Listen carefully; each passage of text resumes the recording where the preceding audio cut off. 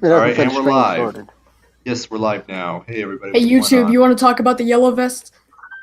on? Well, why don't we talk about the Yellow Vests? What have they been up to lately? Doing what French people always do, which is what do French people do? They eat cheese, drink wine, look down their noses at Americans, and And surrender. And never win any wars. Okay, Then they All right. surrender. right. Okay, we know. Okay, what do the rioters do? Well, they riot. That's there's really not much nuance here. From what I've seen from French riots, seems like their riots tend to be pretty destructive. And this one's been going on for months now. I mean, maybe not months plural, but it's not going away. Have you seen the French punk scene? They basically don't have big concerts because every time they have a concert with like more than 1,000 people, a riot starts. Well, I mean, clearly what's going on is that the French are incredibly unhappy. They're feeling the pressure of their society, their government. This has been going on, I think, for many years, even before the migrant crisis, for many decades. And I think now it's just like they're getting sick and tired of it. Of course, it's spreading throughout Europe now. You have it showing up in Greece. You have it showing up in Germany. You have, where was it? Belgium, where Yellow Vest rioters actually got a prime minister removed from office. Now we just need to wait for something of actual consequence to happen. But yeah, this is starting to get very interesting. I think it's going to continue. Do you think any of them will realize anarchy is the answer? Or do you think they'll just replace it with some other statist? Well, considering it's Europe, I think considering it's Europe, you're going to have you're going to have a whole bunch of people who are just going to try to replace it with a different state. Just like, yay, Emmanuel Macaroni is gone, so everything is perfect now. Even though the guy they install is basically going to be Emmanuel Ravioli. Completely different, I promise. It'll be like Emmanuel Macron is gone, so what should we do now? And all you'll hear four voices simultaneously: full communism, ethno-statism, communalism, and anarchy. That's seems to be the four prominent groups right now. Then the one guy who's talking about anarchy, he's gonna get lynched. Yeah. Because they don't want to create inequality. It's a reference to the French Revolution. French people really hate inequality. Apparently. Black Spruce was on Dwayne's stream and he said it. He said what? He said it. He said it. Ooh. He said. Do you have the audio? He said what? He just linked it in general. Oh. What'd he say? You know what he said. I know what he said, but to who? N-I-double. I know.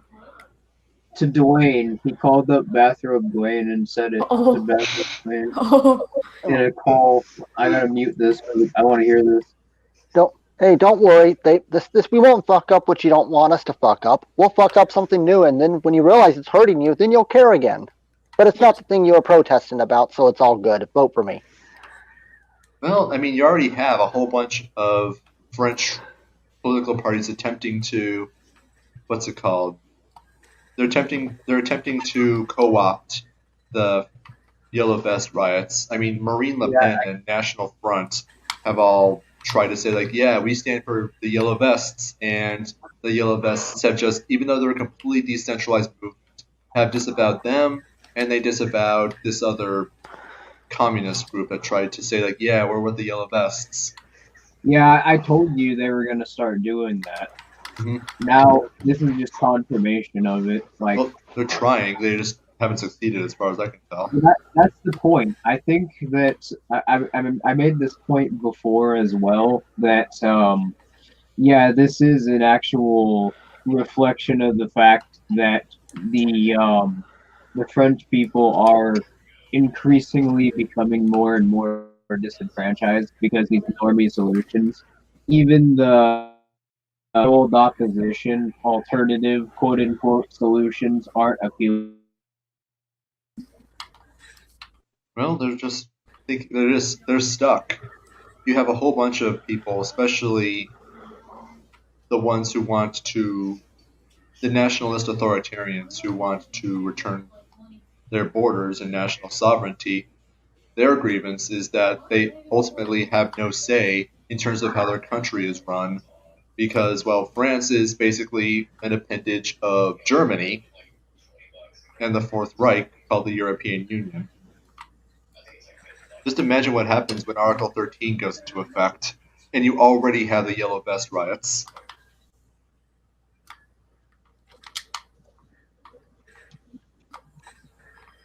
Yeah, it's basically going to be full French Revolution for like the 5th time. And then they're just Yeah, gonna, for the 5th time. and then they're just going to replace it with another globalist authoritarian dictatorship. Oh, but it'll be called a democracy this time. We're going to have a democratic France, I promise. No, you won't. Then give it like 20 years and you're going to be exactly in the same position. And then they're going to surrender to Germany again. Democratic authoritarianism. Oh, but it's not authoritarianism because every 4 years we can get them out of office. It's not authoritarianism because it's multiple people instead of just one. It's not authoritarianism because you pick who you want to be your authority. It's our neighbors instead of one guy. And I think that's what makes democracy so damn effective in terms of tricking people into accepting authoritarianism. Because when the king does it, it's very clear whose fault it is. There is no ambiguity about who's raising your taxes. It's him. It's one guy, or possibly his council, all making these decisions. So there's no ambiguity. But when it's a democracy, when you get to elect who the king is, well, it's not my fault taxes went up. I voted for the other guy. Well, it's not my fault, even though I voted for him. He didn't do what I voted. He didn't do what I voted him in office to do. So I just need to vote harder.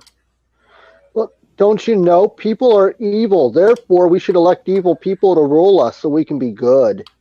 Yeah, and that's the problem with that is that's actually something that can't be changed, because in order for that to ever change, you would need for the state to be contractual. Like in order for politicians' promises to actually, be criminal if they break them to you, that would require every person in the entire country to sign a contract, which they're never going to do. And also, if the contract existed, then that would defeat the purpose of voting, because that you would essentially know what you're getting.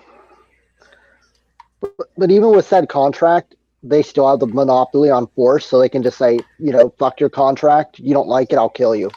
Well, that's my point. Politicians will always lie, and the only way you could fix that would be through contractual agreements, and the only way that would ever work is in a voluntarist society without a state. So, yeah. Also, one other thing I should mention, we do have super chats up. So if you want to join the conversation, just shoot a little donation to us, and we'll happily read what you have to say on stream. What if I told you that the state's very existence violates the social contract? Well, I mean, you can't prove that's not true, because I still haven't been able to find this social contract that everybody keeps talking about. But according to the definition of a social contract, the state is obligated to, at least according to theorists like Locke, it's supposed to protect you, but it literally cannot. Because I've lost my train of thought. It's supposed to protect you. It's supposed to protect you from the thieves, robbers, and murderers that the thieves they're the thieves, robbers, and murderers that you expect to protect you from thieves, robbers, and murderers. Yes, that's what I was getting to. Everything that a social contract tries to protect you from, or says it will, is everything that a state has to do to exist. That's the main issue with a social contract. Well, that and the absurdities that people have pointed to for how a social contract works is just like, oh, you gave your implied consent, even though there's no standard of contract law in existence. I don't even think there's a historical example of a primitive society that recognized implied or passive consent. That's really just a bullshit way of saying I made this up and you're obligated to listen. Pretty much. That's actually what your taxes say. It's voluntary compliance.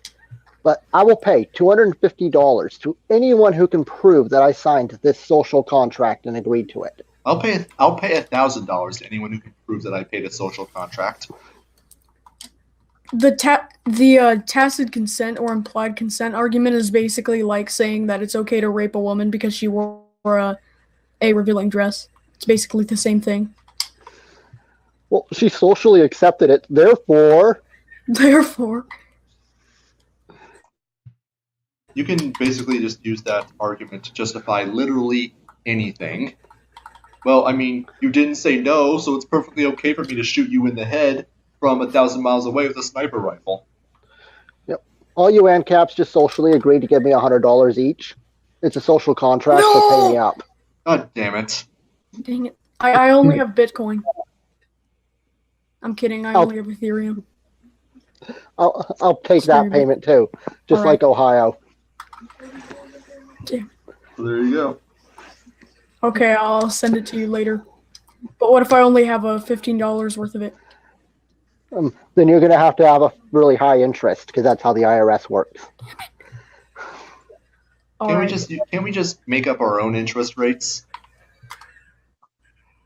I mean, that's what the Fed does. Yeah, sure. Okay, so then I assign myself a negative 100% interest rate, so now you have to give me money. A negative 100% interest rate. Negative 101. Oh, negative 101. You have to give me money. No, I don't want to divulge from the subject, but I do like our tax system only for the fact that if you know how to use it, you can pay zero instead of them coming to your door saying this is what you're paying. I actually have a coworker who says that she gets rebates more than what she pays in. And not like by a small amount either. I mean, like something around she pays $8,000 and gets $11,000 in return. Nice. Should But we she get has- on to the stories? No. This is more interesting.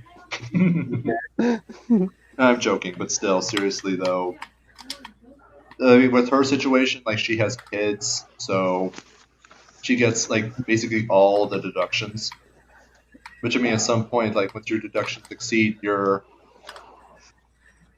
much you pay, you get money back. But I'm not really mad at people who get more money back than they pay in. I'm really not. Oh no, I think what they're doing is absolutely magnificent. Yeah, you probably should. You should take as much money from the state as you possibly can. Every penny you take from them is one less that they can spend on paying a police officer to point guns in your face.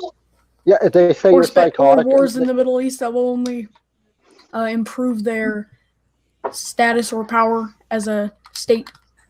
The way I see it, they're going to reduce your ability to earn money anyway. They're going to point guns at you. They're going to make your life aggravating for no other reason than possibly the law enforcement arm's own sadism. So you might as well get money for it. Right. And nothing we're talking about is illegal. All of it is entirely within the government's own rule books. You can look it up. In fact, you're actually not required by law to pay income taxes.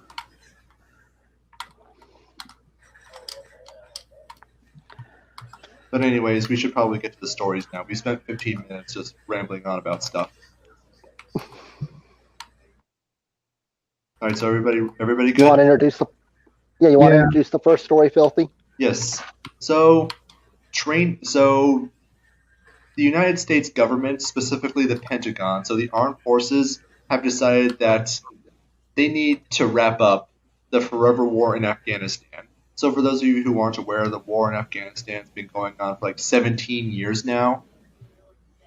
And what they want to do is not only sign a peace agreement with the people that they've been fighting for 17 years, but they want to give them money, throw money at them, and create job opportunities for the Taliban in Afghanistan. I don't know how to process that. Keynesian economics at the finest. Exactly. I mean, I guess that's the only justification you can create for this. But I mean, this is ridiculous on so many levels.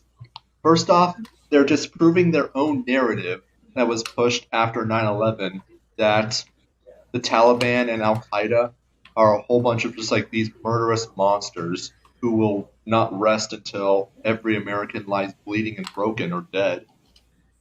And now, like suddenly, after 17 years, after 6,000 troops and $1 trillion of taxpayer money was stolen and then spent in this fundamentally pointless war, they want to just like Another. give up. I mean, it's like they're admitting through their actions that their narrative, regards to what these people believe and what they want, is absolutely absurd. And even if it is correct, you and I both know that the Taliban would not accept any peace deal that the United States would give that doesn't just involve ceding all of the United States territory over to Taliban control. No, and apparently, according to this article, the jobs are being created by the Pentagon. So, Well, what jobs is the Pentagon going to create? Are we going to have like a Roman Empire situation where we're just hiring Taliban soldiers to the it United just States? says on here that the Pentagon is creating jobs with taxpayer money, $1.7 trillion, apparently. Wait. That's like the definition of a broken wrong, window fallacy. wrong. That's not the figure for what they're spending on this. The plan. I'm gonna try and find it. But don't you know, Trump's administration's the most libertarian administration ever. Okay, it doesn't mention how much they're going to spend, but yeah, that is the idea is the Pentagon is going to create jobs over there, and also they haven't really ended the war over there because the Pentagon hasn't received any orders to withdraw from Afghanistan yet. Which, yeah, we're still in Afghanistan, by the way. Well, technically, we never even started a war with them because by like our rules of our country, we were supposed to declare war. So it's just technically a conflict, I guess. Yeah, the last time we started a war officially was World War II. So every war since then's been unofficial. There's a law that Congress passed, I think in the 50s or 60s, that allowed the U.S. president to basically move troops about as they see fit and put them into military-style engagements. But it's not a war. It's definitely not a war. It's just, border disputes or some kind of skirmish or conflict. Never a war. Apparently, Dunford, from the Joint Chiefs of Staff, General Joseph Dunford. Can you not breathe into the mic? Thanks. He is saying that they're sending quote-unquote U.S. trainers to Afghanistan. That's what they're referring, that's all they're saying about the jobs that they're sending over there. So this very strongly, to me, looks like a thinly veiled effort to recruit the Mujahideen again into fighting a proxy war. How long before the Taliban's our enemy again? I give it 10 years. I mean, it depends on how long if the state lasts 10 years, but for sure, it looks like that they're trying to possibly get reinforcements into Syria. Yeah, we're entering late stage statism pretty quickly, so I mean, yeah, for all we know, it could be 6 months and they'll be our enemy again. Could be a month. I mean, they don't have much time to pull whatever they're pulling. They're still our enemy right now, as far as I'm aware, because the Taliban does not appear to have accepted any peace agreements or even a ceasefire. But yeah, the Taliban or the Pentagon, the United States Pentagon, has decided that, well, screw our propaganda, screw what we've been telling people for 17 years now about how dangerous and evil these people are. Now we're just going to give them money. Now we're just going to spit on the graves of all the morons who fight and died for our pointless cause. I'm sorry, I shouldn't call them morons, but they were duped by their own government. That's how politicians think of them. That's true. How many people are actually okay with this? I'm just curious on the demographics. Who's okay with this bill? I can see as at least from my experience, when I was a conservative and everyone that I knew, they don't know about this or they don't think of it like this. So I think a lot of conservatives would look at this and just go, why the hell aren't these people wiped out yet? Like, the U.S. military has had its hands tied in terms of rules of engagement. I'm not saying this as myself, I'm saying as a conservative. They've had their hands tied in terms of rules of engagement, where if a Talibani fighter was shooting at you from the roof of a mosque, you were not allowed to shoot back because the mosque is a sacred structure. And yeah, they've basically been fighting with their hands tied behind their back, which has held back progress for 17 years. And now they're just going to quit. I can hear conservatives already saying that that U.S. withdrawal is just going to create a power vacuum and it's just going to cause chaos in Afghanistan. Well, Ron Paul said this was a losing war when we went into it. You know, I really think that this whole endeavor trying to create jobs for the Talibani people. What a great descriptive phrase. For the Taliban, I think that's ultimately what they're not trying to actually do that. They're trying to make it seem as the Taliban will not accept that offer. And so they'll use that as another example of why we need to continue that war. And they'll do that in order to increase dependence on the state, since we're entering late-stage statism. We're already in late-stage statism. We've been there since the 70s. Well, you said entering, so, you know. We're getting into, like, the final stages, I meant. Yes. But yeah, you gotta see. By the way, you guys gotta see the comments. They took our gerbs. They took our gerbs. But yeah, remember this because in the Taliban or this group now, if it's a few months or whenever it is, at some point the group which the Pentagon is over there, they're giving training in their words, not mine. That's probably some CIA program, and they're probably being, this is just a repeat of the situation. I guarantee it. Entirely possible. But I mean, like, here's a question. What jobs are the Pentagon training the freaking Taliban in? Yeah, they just say it's training, but I mean, as far as I know, I mean, there are only a few things you could train the Taliban in, and all of them involve what would be considered treason, I think, by the current standard. Honestly, I think they're training them to set up some false flags to increase government because they're going to do whatever they can. Exactly. They don't want to disappear. disappear. Agree with you. All right, so do we move on to the next story? Yeah, I think so. They're really interesting. Hello? I haven't read this. You gave this to me like 5 minutes before we started streaming. Hold on a second. I'm getting some connection issues.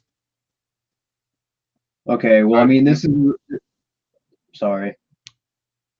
You guys can hear me okay? Yeah. Yes. Okay. So, check this out. Guy called Martin Armstrong is exposing the Dick Cheney Donald Rumsfeld conspiracy. So if those names don't sound familiar to you, Dick Cheney was George W. Bush's vice president, and Donald Rumsfeld was the defense secretary. And I remember, like, I was pretty young during those times, sure, but I definitely remember that there was a lot of conspiracy theories, I would have said, floating around in regards to Dick Cheney actually being in charge of the Bush administration, and Donald Rumsfeld also having huge weight to throw around. Teen at the And time was freaking, those conspiracy. sorry, what? I said I was a teenager during those years, and yeah, people. Cheney was in charge. I heard that all the time by a lot of people. Yeah. Well, this story more or less confirms it. Yeah, I heard that quite a bit growing up, too. So what's going on here is that, well, it's actually quite a lot to digest. I'll just read aloud. I went to go watch Vice, the story about how Dick Cheney took over the government with the aid of his wife, Lynn Cheney. Vice is a film that seeks to bring complicated information about the inner corruption in Washington and transform it into a digestible and entertaining format. There's no question that Christian Bale delivered a very impressive performance of how Dick Cheney really is, a secretive and distant man whose eyes were always filled with naked contempt. Amy Adams gave a fantastic performance as well, and captured the real character of the former Second Lady Lynn Cheney, who was very much like her husband, ambitious and equally just as ruthless. While the film captures the reality of what took place, it completely misses the real story behind the scenes as to even how Cheney came to be vice president. The film shows that he was out of politics and had effectively retired for some time. It pretends that. See what? Hello? Okay. Filthy, you're cutting out. Yeah, you keep cutting out. Oh, frickin' my connection. Probably, I think the CIA is coming for us, but my connection here isn't very good right now. It was always. I mean, I'm recording, so I'll upload the full thing on my live stream channel, so it should be a lot more clear there. All right. So, anyways, Yeah. Go ahead. the film shows that he, Dick Cheney, was out of politics and had effectively retired for some time. It pretends that George Bush called him to be his vice president, and they negotiate that Cheney will have most of the power, and Bush was too stupid to understand what he was agreeing to. And it has here this document.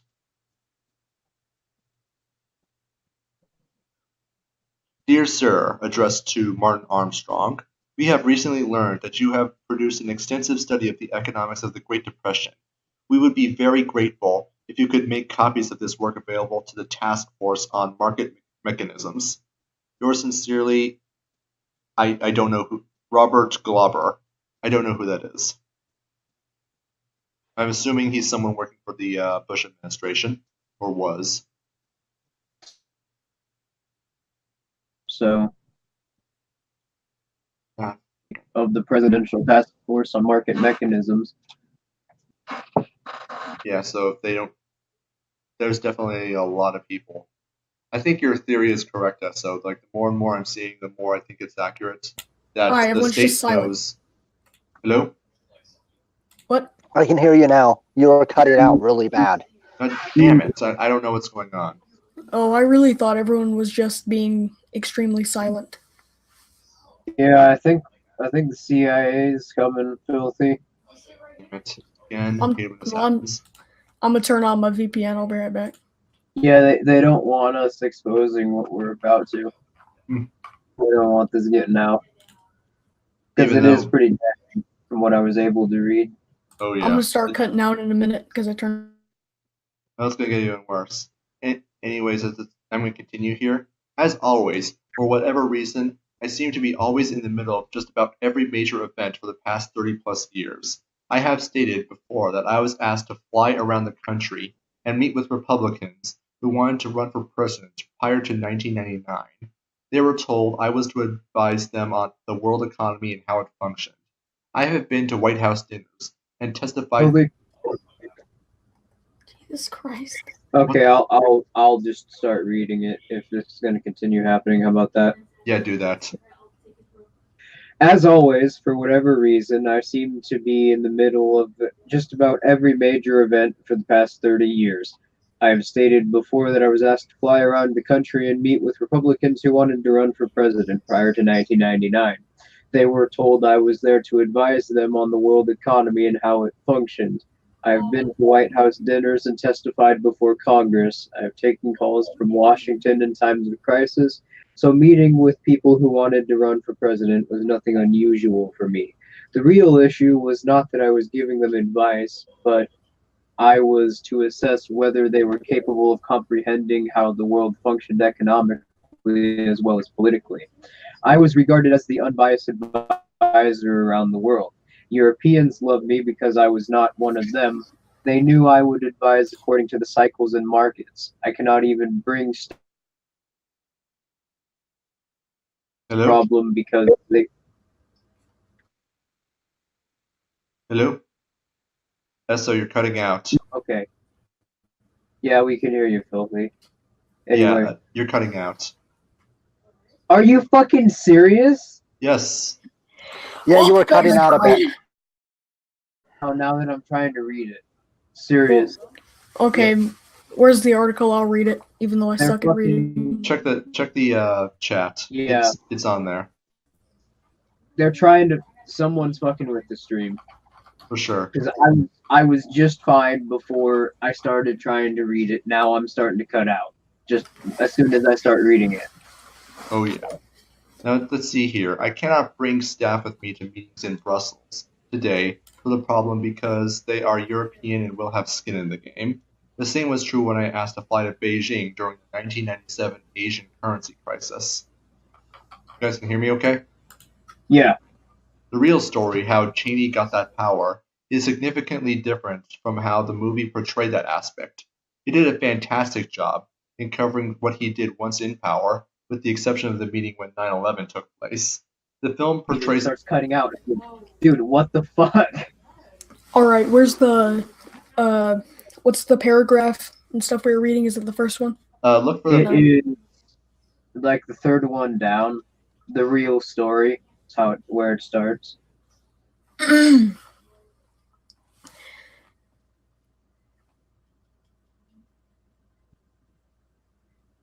Hello? Alright, you know what? Fuck this. Filthy, I want you to open your command prompt and I want you to check the IP log on your computer. I'm pretty fucking sure somebody's messing with you.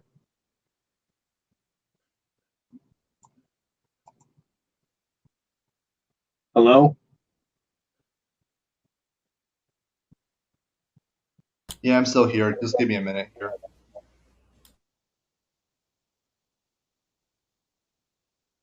Right? As always, for whatever. God dang it. Did you hear me? What I said, Filthy? I'm sorry, what? Your timing is atrocious. If you're saying anything, I can't hear you. But yeah, I want Filthy. Are you there? Yeah. Okay. I want you to go into open CMD, your command prompt, and I want you to check the IP log on your computer.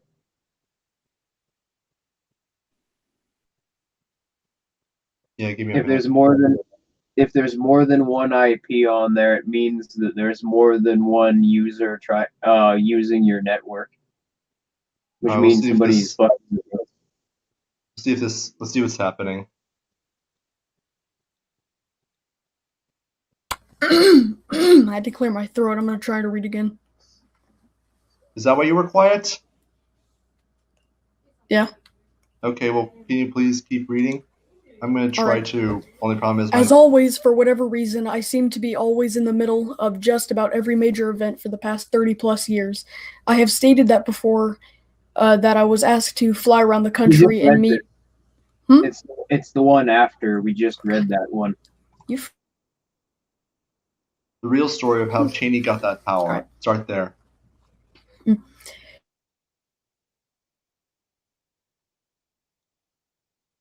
Hmm. the exception of the meeting in when 9/11 took place.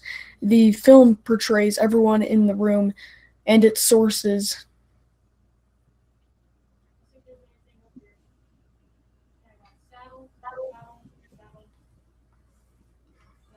Did I cut out?